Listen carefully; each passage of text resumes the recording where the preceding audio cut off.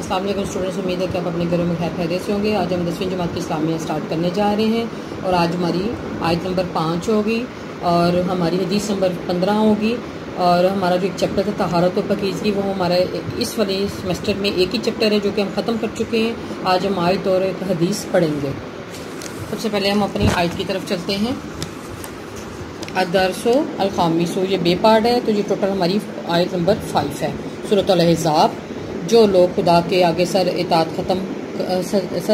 इताअत हम करने वाले हैं, यानी मुसलमान मर्द और मुसलमान औरतों, और मोमिन मर्द और मोमिन औरतों, और फरमाबरदार मर्द और फरमाबरदार औरतें, और सच बोलने वाले मर्द और सच बोलने वाली औरतें, और सब्र करने वाले मर्द और सब्र करने वाली औरतें, और आजिज़ी करने वाले मर्द और आजिज़ी करने वाली औरतें, और खैरात करने वाले मर्द और खैरात करने वाली औरतें, और रोज़ा रखने वाले मर्द, रोज़ा रखने वाली औरतें, अपनी शर्मगाहों की हिफाजत करने वाले मर्द, हिफाजत करने वाली औरतें, खुदा को कसरत से याद करने वाले मर्द और कसरत से याद करने वाली औरतें।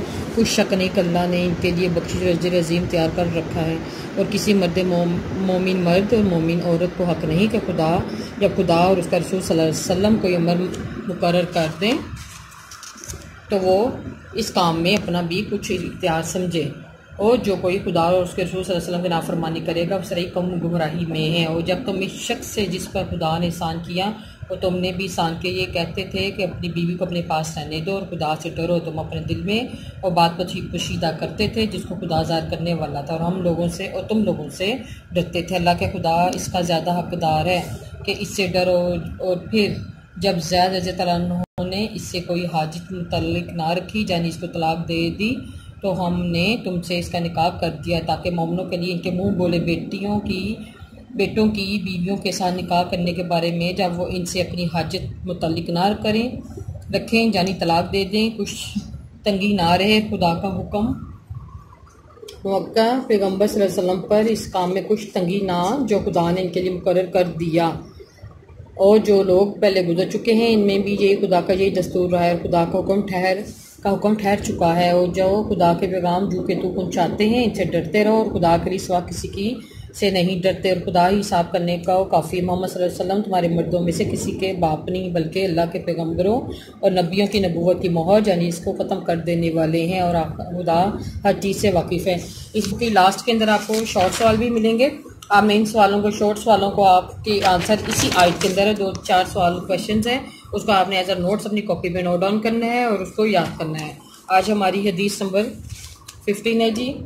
मनसामा रमज़ाना व कामे ही ईमानन व एहतिसाबन गुफिरा लहू मा तक़द्दमा मिन ज़ुम्बिही, और जिसने ईमान और इज्जत की नीयत से रमज़ान के रोज़े रखे और उसकी रातों में क़याम किया और इसके पहले गुनाह माफ़ कर दिए गए। अल्फाजी सामा, उसने रोज़े रखे, गुफिरा को बख्श दिया गया, लाहू उसके लिए, ज़म्बे ही उसके गुनाह, मा तक़द्दमा पहले किए गए गुनाह। रमज़ानुल मुबारक के पूरे महीने में रोज़े रखना हर आकिल बालिग और मुकीम मुसाफिर की ज़िद है जी। मर्द मदूज़न पर फ़र्ज़ है, अगर कोई शख्स बीमारी से सफ़र या किसी दूसरे शरई उज़र की वजह से रोज़े ना रख सके तो वो बाद में रोज़े रख कर तादाद पूरी कर ले। अल्लाह ताला का हुक्म है, बस तुम में से जो शख्स ये महीना रमज़ान मुबारक पाए इसमें रोज़े रखे। सोम से मुराद सोम या सियाम का लफ्ज़ी मानी है किसी काम या चीज़ से रुक जाना।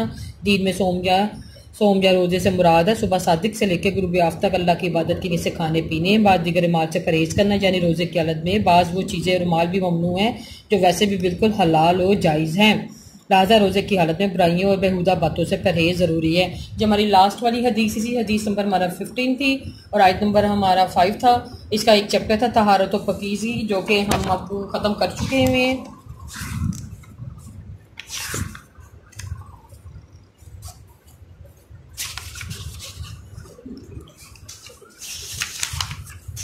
ये हमारा चैप्टर था, इसके टोटल तहारत व पाकीज़गी थे और इसके हमने आपको टोटल 5 क्वेश्चन से सारे हमने रीड आउट करवा लिए हैं। अगर आपको इजी लगता है आप कहीं से भी कोई इजी वाले नोट्स ले सकते हैं, टिप्स के यूनिक के, आप वो भी इस्तेमाल कर सकते हैं। आप जो आपको इजी लगता है आप भी इन्हीं नोट्स को अपनी कॉपीज़ पे नोट डाउन करें, उनको अच्छी तरह याद करें।